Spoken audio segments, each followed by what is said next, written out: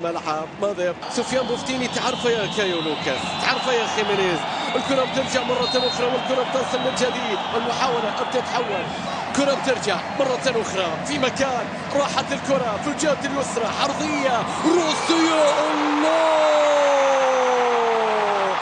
المغاربة يتقدمون بهدف عن طريق كريم البركاوي كالعادة في مباراة كانت متكافئة، إلا أن المنتخب المغربي اصطاد لقطته وسجل هدفا هنا في هذه المباراة بعكس أمانينا، بعكس انتظارنا، بعكس ما كنا نريده في هذا اللقاء. في الدقيقة 28 كرة عرضية، شوف اللقطة، شوف كيف يترك حمزة موسوي هنا بدون رقابة بدون ضغط، يرسل كرة عرضية. شوف كريم البركاوي، شوف هنا يأتي بدون أيضا رقابة أيضا ونجاح من جانب روبن، يرتقي هنا ويضع كرة كريم البركاوي اللي يتواجد في فريق الظفرة وفي دورينا، هو كريم أيضا ويعرف لاعبينا ويسجل هدف المنتخب المغربي في هذا اللقاء في الشوط الأول. سعادة كبيرة لجماهير المنتخب المغربي وهذا وضع طبيعي. انتظروا هدفهم من بعض الكرات بدون ضغط من حمزة موسوي، بعد ذلك رأسية ورقاب زحزوح في الجهة اليسرى بنفس الطريقة يحاول فيها وليد أنزارو، لكن يحيى الغساني في عودة للواجبات الدفاعية.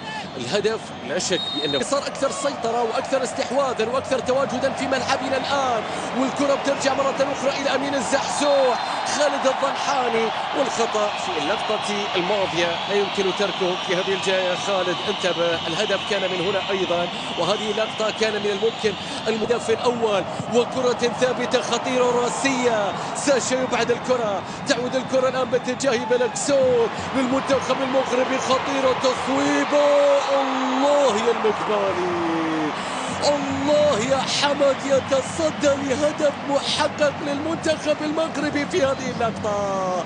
برافو لحمد المقبالي، شوف الزحزوح وشوف التصويبة وشوف اللقطة التي تحولت إلى ضربة ركنية لمصلحة منتخب الزحزوح.